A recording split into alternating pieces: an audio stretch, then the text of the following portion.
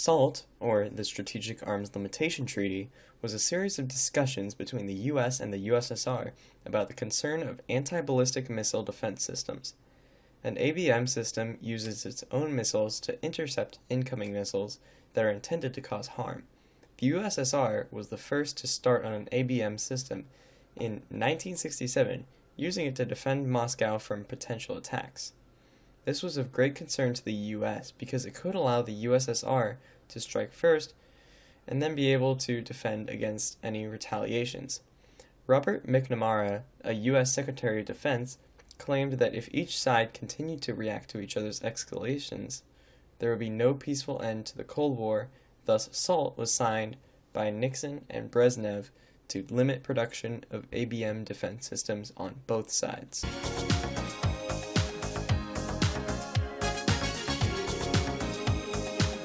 The Pentagon Papers were a comprehensive report on the political and military involvement of the U.S. in Vietnam from 1945 to 1967. While originally intended only for government use, the report was leaked to the New York Times, who then publicized it. The papers exposed President Johnson for expanding the war in ways the public was never informed of. The case was taken over to the Supreme Court, where it was decided that the New York Times and other media outlets would be allowed to continue publication of the documents.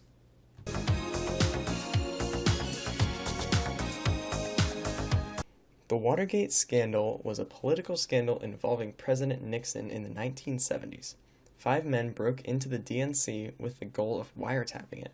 While Nixon might not have directed the men to break in, he did attempt to cover up their tracks to protect the Republican Party's credibility. The burglars were caught and the whole conspiracy was unraveled. The media played an important role in highlighting the scandal for the public to see.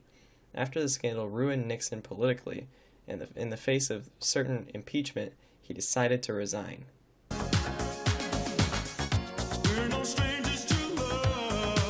By 1968, anti-war sentiment in the U.S. had reached its peak. This led to the nomination of anti-war politicians who preached a foreign policy built on peace and ending the war, which had drained resources away from fighting poverty and discrimination. President Johnson's announcement of not running for re-election shocked everyone, but it also presented an opportunity for significant change. However, the violence at the Chicago Democratic Convention and the assassinations of Robert Kennedy and Martin Luther King Jr. set the Democrats back. The anti-war sentiment was also being resonated in the more peaceful convention of the Republican Party in Miami, who nominated Richard Nixon. Nixon was to appeal to whom he called the silent majority, which were Southern white conservative voters.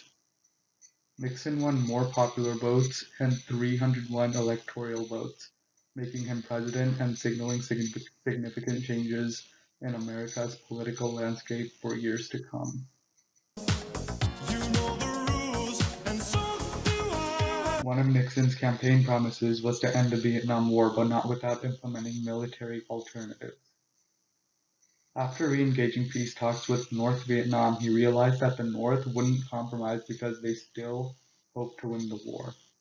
Unwilling to accept the North's peace terms, Nixon adopted a new approach called Vietnamization, where U.S. forces would gradually withdraw as the Southern Army of the Republic of Vietnam would fill their place. This way, America could accomplish peace but still support its battle against communism, which is what Nixon called peace with honor.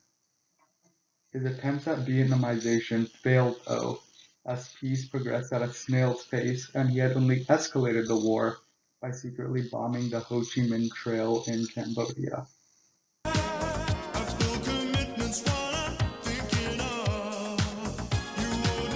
Despite one foreign policy setback, Nixon managed to accomplish one positive policy known as détente, where he and Henry Kissinger, his leading advisor on national security and international affairs, tried easing Cold War tensions.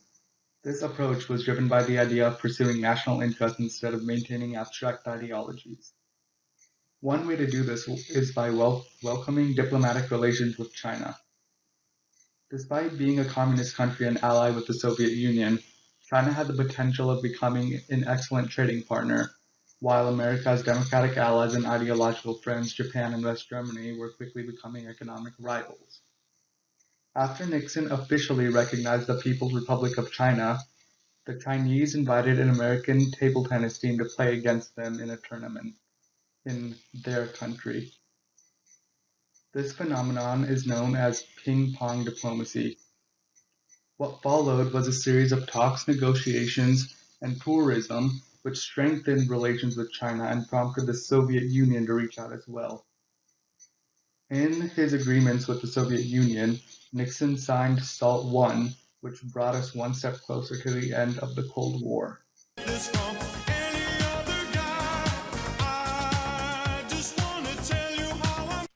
The Tet Offensive was a coordinated series of northern Vietnamese attacks on more than 100 cities and outposts in southern Vietnam.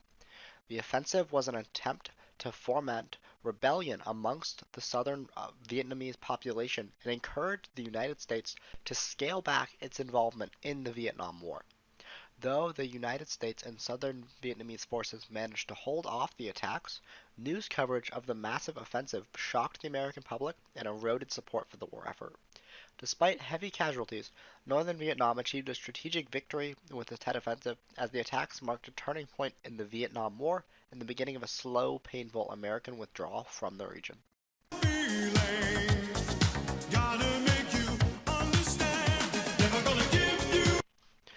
Robert Mcnamara served as the Secretary of Defense during the Vietnam War. As 1966 progressed, he became more confident in his opinion that we should begin pulling out of Vietnam. He recommended to President Johnson that we freeze troop levels, stop bombings, and hand over the fighting to ground forces of the southern Vietnamese people in Vietnam. The plan was rejected outright by the president, who, in McNamara's own words, he never heard back from. Largely as a result of this, on November 29th of that same year, McNamara announced his resignation and became president of the World Bank. There were some other factors involved, like the anti-war movement. However, his departure was mostly as a result of the president's ignorance of his wishes.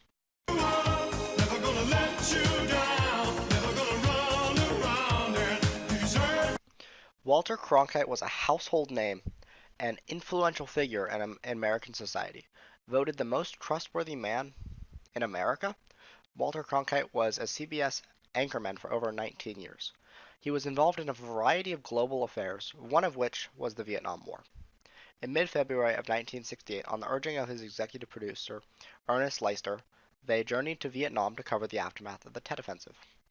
After using Cronkite's connections to dine with the General Christ Abrams, the commander of all forces in Vietnam, Cronkite returned and wrote an editorial essentially suggesting that we should be pulling out of the war effort. With the footage and his very trusted report, this created huge support for the anti-war protests and eventually resulted in the United States pullout and defeat in the Vietnam War.